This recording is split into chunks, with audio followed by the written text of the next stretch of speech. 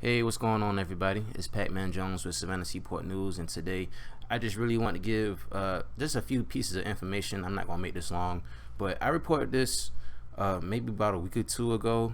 The August 20th shooting that happened off of Barnard that ended off of Victory Street. The two females that were injured in the shooting, Stephanie Smith and Rashida Bostic. Turns out that Stephanie Smith later died on was taken off life support on the 25th, but she was brain dead on the 23rd, so they took off life support later. So they're now ruling this as a homicide. So they're trying to look for a suspect. So if I could get any more information about this case, I'll let you guys know. I'll keep you up to date. And since we're on the topic of shootings, we had a fatal shooting last night around around 11 o'clock. Police responded to shots fired near Ash and Anderson Streets. They found 35-year-old Antonio Jackson. He was the first person to get shot that night, and he was taken to Memorial with non-life threatening injuries, so I assume that he's probably getting out of the hospital. But a short time later, they were called to another shooting at the home of 1200 block of East Bolton Street, where they found a second shooting victim. Now, on the website, which that I'm reading off of, they don't have the name of the guy, but Facebook talk, streets talk. People already know who's the dead person. The guy who died is his name is Troy Black. I believe that's his name. Everybody's saying that it's true on Facebook, so I assume that was the guy's name. And all I can say about this is I just seen the video on Facebook where the guy is a guy. He's just he's recording the ambulance, and the other people, they're just putting the body on the stretcher so they could take it out. And the guy was like, boohoo crying and just really upset, live streaming it on Facebook.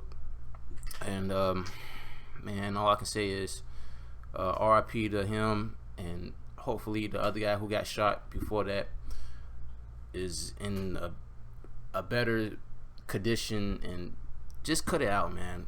Cut it the fuck out. I'm really tired of hearing shootings happening on the east, west. I mean, let's cut it out. It's September the 4th. We got 3 more months left.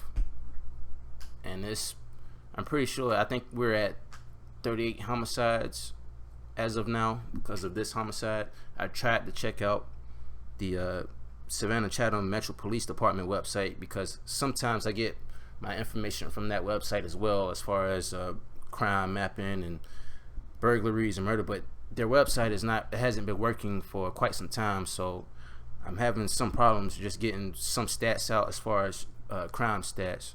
But as soon as their website is up and about, I'll let you guys know more information.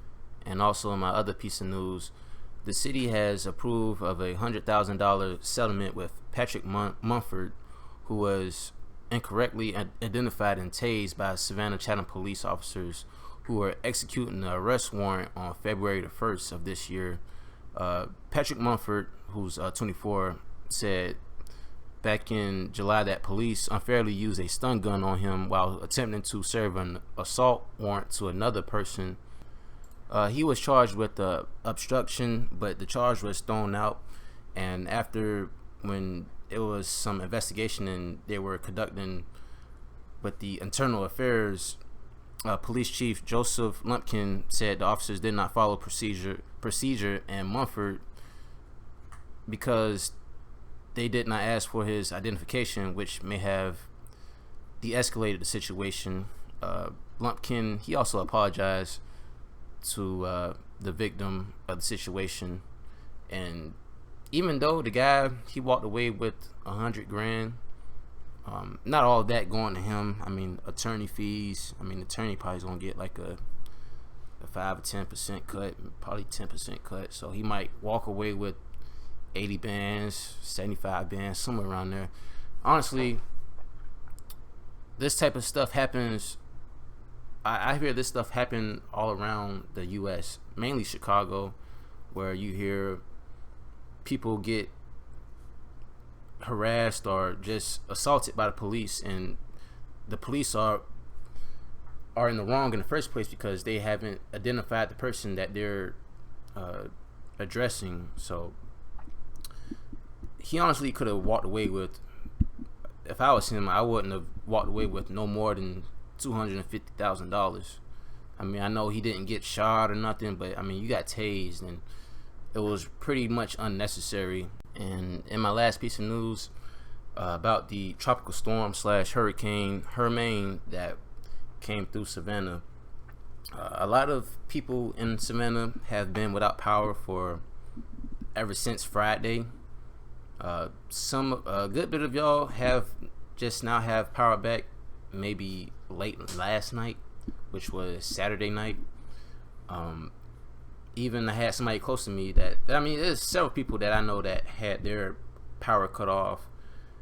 So I mean, I think there's probably still a few more people that don't have their power cut on, but I even walked past, when I was walking to the store, I seen AT&T companies and Georgia Power together just fixing power lines near my area.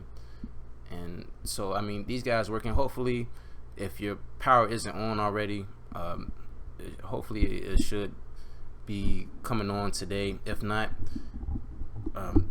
hopefully you guys can seek shelter somewhere else. If you have the means to do so, get a hotel, maybe just for a few days, and just wait until the power company restores your electricity. And Georgia Power said that they restored 200,000 people power across the state, including about 100,000 in the coastal region. So that's a pretty good job so far. I don't know if they reached everybody. I know it was pretty bad out there on the islands. Also, it was pretty bad near Effingham County. A few other counties that was close by, it was pretty bad for. But the weather has changed now, of course, for the better, and that's thankful. But yeah, guys, that's all I have for this week. I didn't want to make this long because I did an earlier news report this week. So if you haven't checked that out already, please do so. But that's all for today, guys. It's Pat Man Jones for Savannah Seaport News, and I'm out.